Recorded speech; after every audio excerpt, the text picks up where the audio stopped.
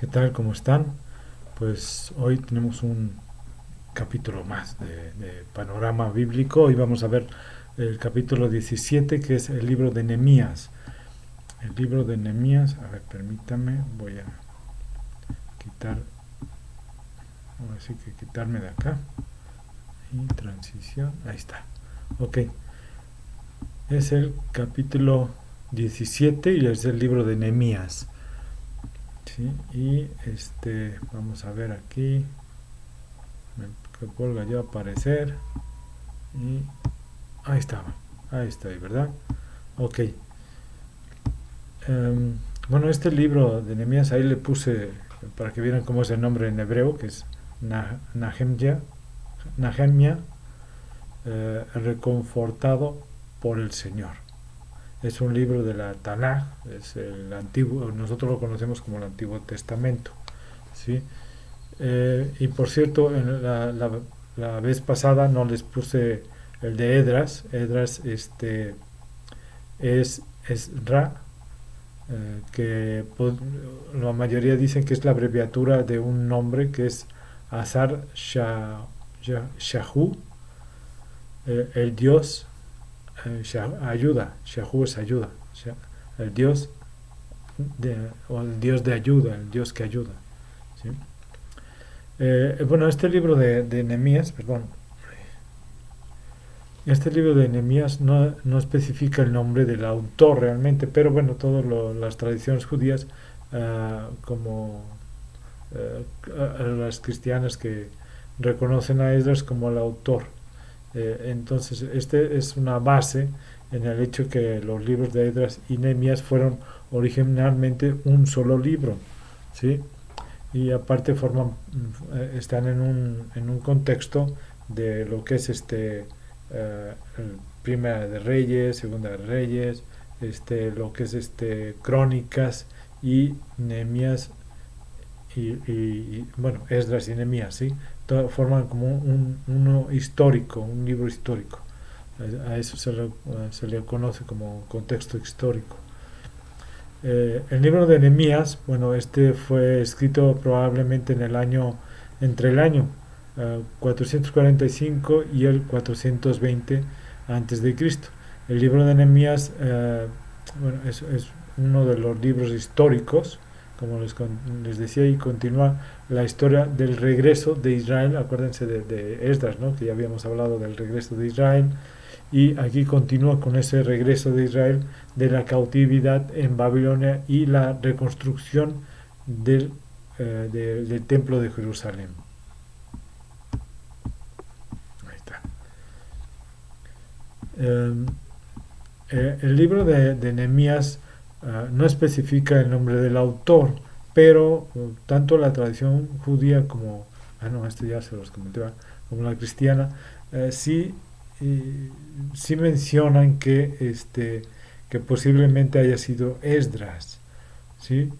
Nehemías era un nombre hebreo, en Persia, ¿sí? Cuando escuchó la noticia de que el templo de Jerusalén estaba siendo reconstruido. Su preocupación creció sabiendo que no había muro que protegiera la ciudad, ¿no? Alrededor de la ciudad. Acuérdense que habían sido destruidos los muros, ¿sí?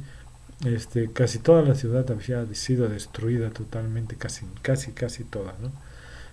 Su preocupación creció sabiendo que no había muros, ¿sí? Y Nehemías pidió a Dios ser utilizado para salvar la ciudad.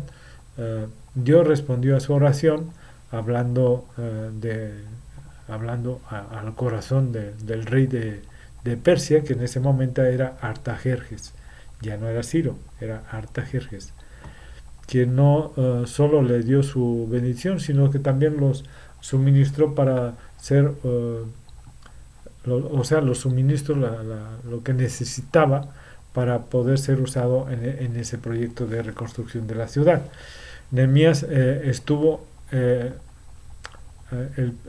permiso del rey de regresar a Jerusalén, donde fue hecho el gobernador, ¿no? O sea, Nehemías fue hecho gobernador.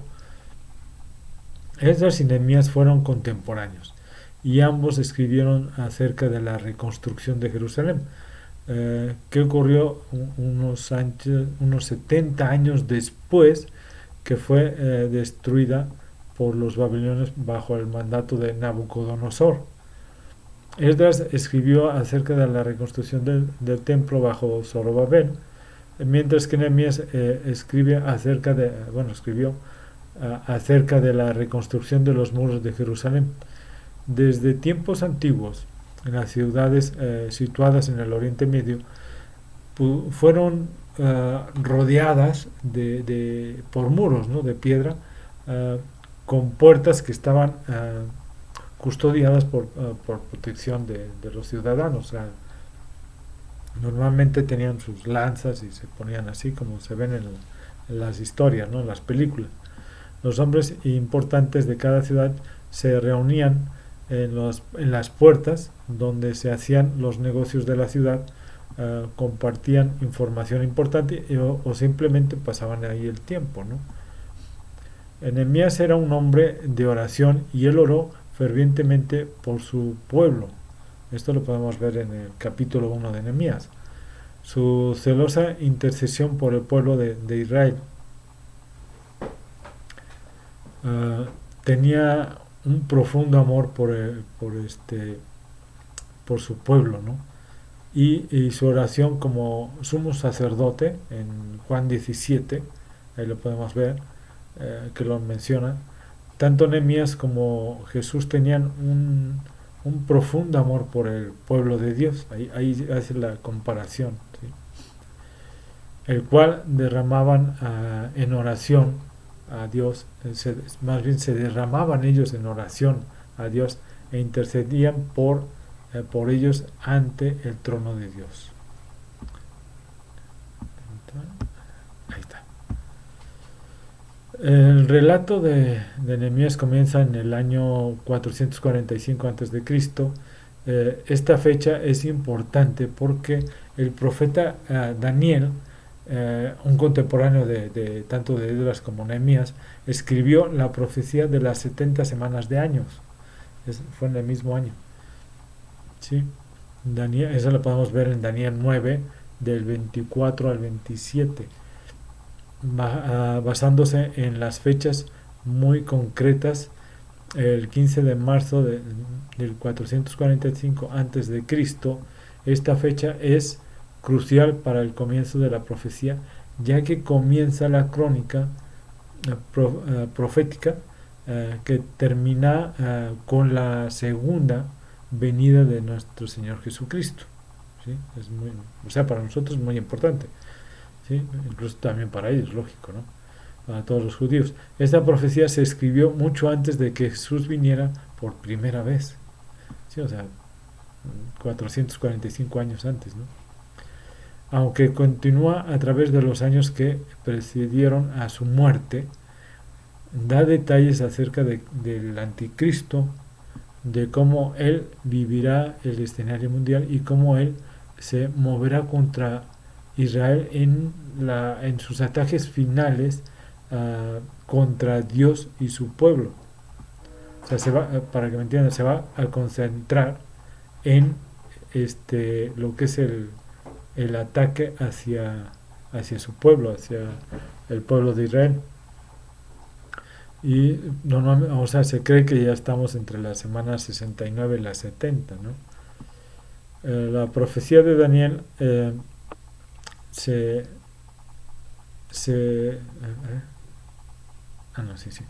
La profecía de Daniel se encuentra en Daniel 9:25, que dice: sabe pues y entiende que desde la salida de la orden para restaurar y edificar a Jerusalén hasta el Mesías príncipe habrá 7 semanas y 62 semanas.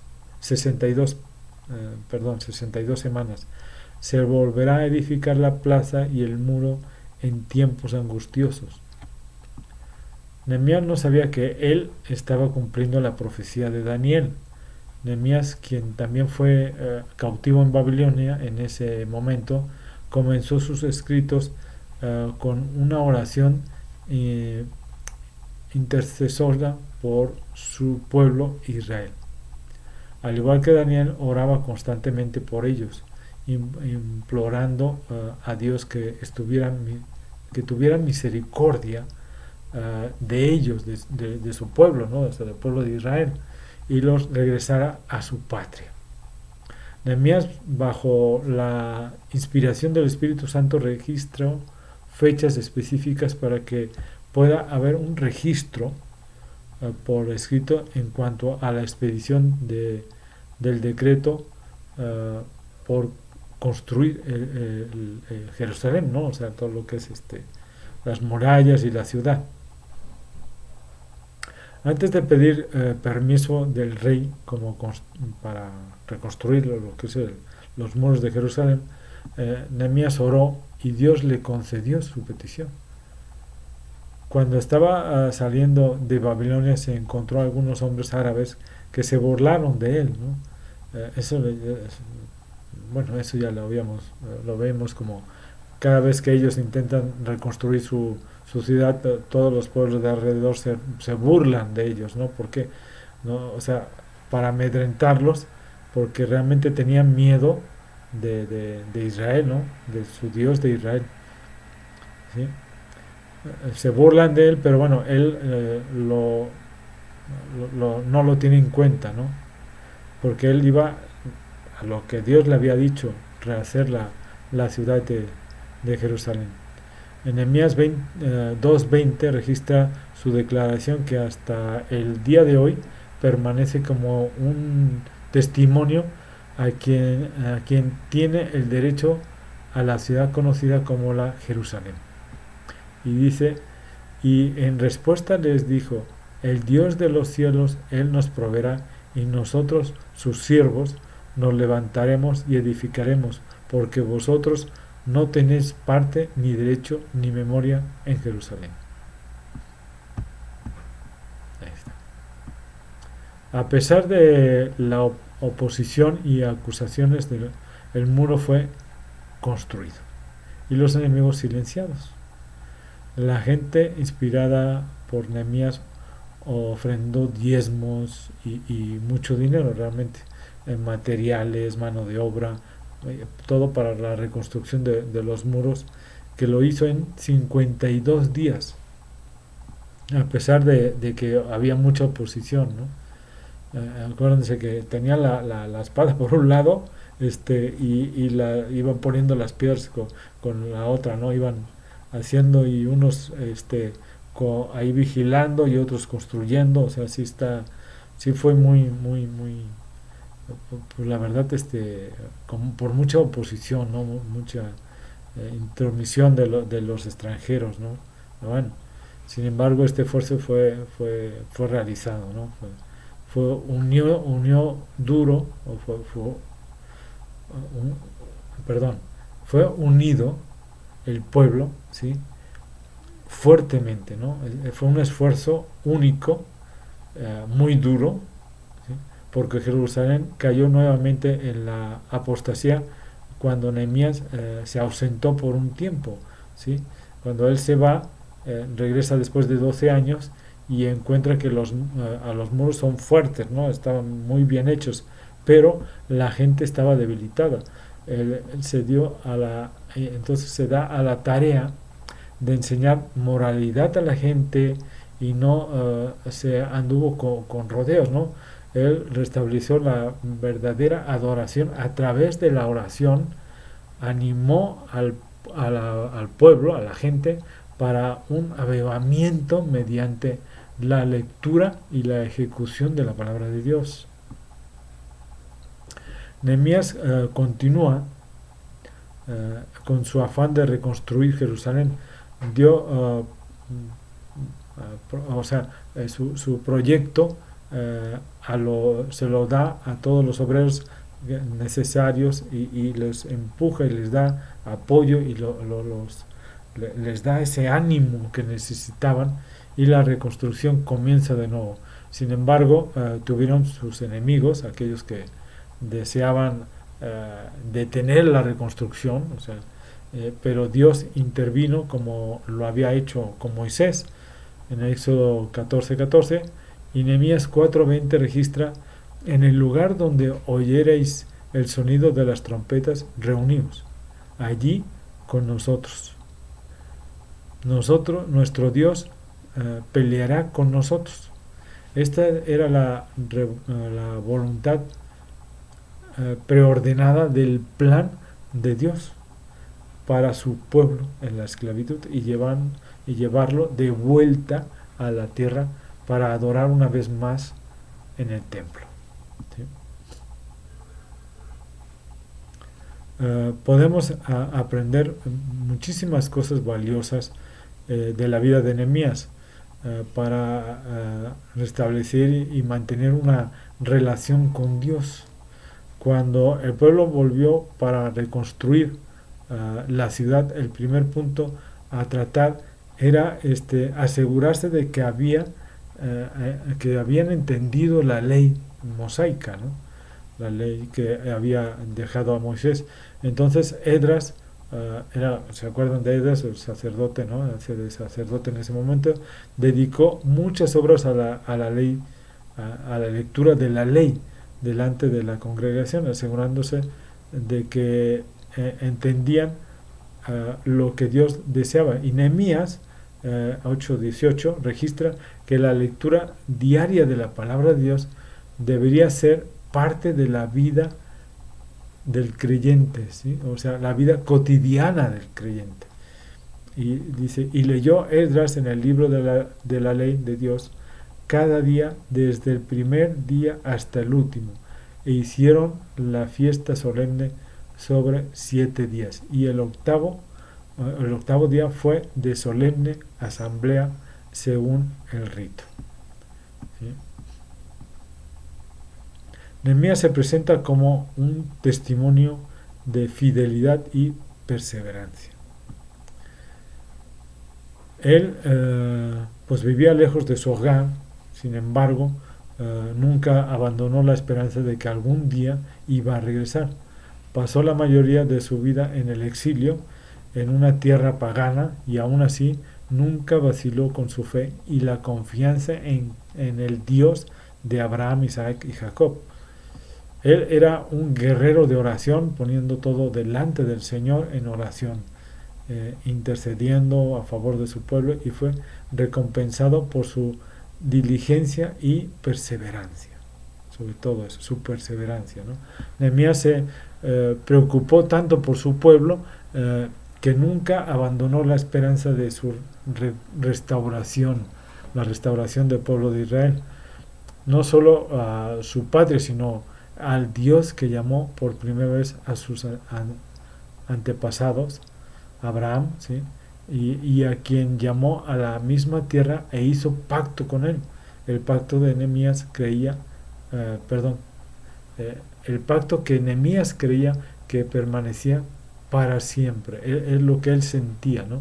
Ese pacto que fue hecho con Abraham no solo fue con Abraham, sino con todo Israel, hasta que Dios lo reclame, hasta que vuelva a ser su pueblo, hasta que vuelva a venir por segunda vez nuestro Señor Jesucristo, y hasta que Dios venga en su presencia y tome a su pueblo, ¿no?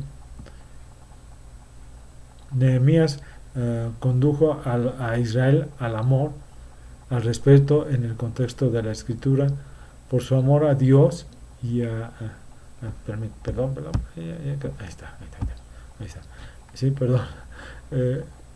Por su amor a Dios y a su deseo de verlo honrado y glorificado, Nehemías guió a Israel hacia la fe, a la obediencia que Dios había deseado de ellos por mucho tiempo. De la misma manera, los cristianos debemos amar y respetar profundamente las verdades de la Escritura, aprenderlas de memoria, meditar en ellas de día y de noche, ¿no? Como ahí dice, de día y de noche. En la mañana, no, de día y de noche. En la noche cuando tengo un tiempo, no, de día y de noche. ¿Sí? Y volvernos a ellas para la satisfacción de cada necesidad espiritual que tengamos. Segunda de Timoteo 3, del 16 al 17 nos dice: Toda la Escritura es inspirada por Dios y útil para enseñar, para redarguir, para corregir, para instruir en justicia, a fin de que el hombre de Dios sea perfecto, enteramente preparado para toda buena obra. Si esperamos experimentar el avivamiento espiritual que Israel experimentó, Nehemías 8, del 1 al 8, ¿sí? Debemos comenzar con la palabra de Dios, leer la palabra de Dios. No solo leerla, sino hacerla nuestra, vivir la palabra de Dios. Cada uno de nosotros debe tener una posición genuina, una compasión genuina por otros que sufren heridas físicas y espirituales. Sin embargo, sentir compasión y no hacer nada por ayudar no es bíblico realmente. A veces tendremos que renunciar a nuestra comodidad a fin de ministrar apropiadamente a otros. Debemos creer totalmente en una causa antes de darle nuestro tiempo y dinero en oración y en un corazón dispuesto. Debemos de orar, debemos de decir, bueno, vamos a hacer esto, que es lo que hemos estado haciendo en la iglesia. Hemos estado viendo lo que es el poder llevar la palabra de Dios a la mayor cantidad de personas posibles, ¿sí? Y entonces se ha estado orando, hay hermanos que se juntan a las 6 de la mañana, 6:30, 7, para poder orar por todos los días, por la iglesia, porque podamos llevar la palabra de Dios a todo el mundo, bueno, no a todo el mundo, pero sí a todas las personas que podamos, y están orando por la iglesia, por nosotros, por cada uno de nosotros, por cada necesidad de uno de los que estamos mal, o que tenemos problemas, que estamos anímicamente mal. Ellos están orando todos los días por estas personas, porque podamos salir adelante y poder enfrentar el mundo, ¿sí? Y cuando permitimos que Dios ministre a través de nosotros, aún la incredulidad sabrá, los incrédulos, la incredulidad caerá. Aún los incrédulos sabrán que es obra de Dios, ¿sí? Entonces, permitan hacer eso en sus vidas, ¿no? Permitan que el Espíritu Santo cambie ese corazón de nosotros y podamos hacer eso, ¿no?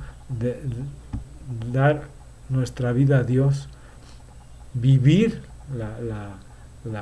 lo que es la palabra de Dios en nuestras vidas, vivirlas profundamente, sentirlas, experimentarlas y llevarlas a cabo, ¿sí, hermanos? Con esto terminamos este libro. Espero que les vaya sirviendo todo lo que es este panorama bíblico, estos pequeños resúmenes de los libros, pero que realmente vemos la profundidad de cada uno de estos libros, y me gustaría que pudieran leerlos, aparte de escuchar esto, bueno, pues leer, ¿no? Leer realmente lo que es la Biblia. Todos estos libros están inspirados por Dios, vemos la mano de Dios en ellos, vemos como la autoría de cada una de las cosas, como Dios va poniendo todo en su momento, en su lugar, para que vaya transcurriendo toda la historia hasta nuestro Señor Jesucristo, y luego lo que hizo nuestro Señor Jesucristo por todos nosotros, morir en una cruz, morir por ti y por mí, para que el que lo acepte, si ya lo aceptaste o no, acéptalo en tu corazón, porque eso te va a llevar al perdón del pecado y te va a llevar a la vida eterna junto a Él, junto a Dios Padre, y podrás ser salvo, ¿sí? Podrás tener a Cristo en tu corazón, vas a sentir a Cristo en tu corazón, vas a sentir que Él está contigo, vas a ver que esa soledad que muchas veces tenemos se va a quitar, se va a ir, y cada vez que te sientas decaer, Él te va a animar, te va a sacar adelante para poder enfrentar la vida, ¿sí? y eso viene en la palabra de Dios. Ahí lo puedes encontrar y ahí lo puedes ver. Que Dios te bendiga, cuídate mucho y ánimo. Nos vemos la próxima semana. Hasta luego.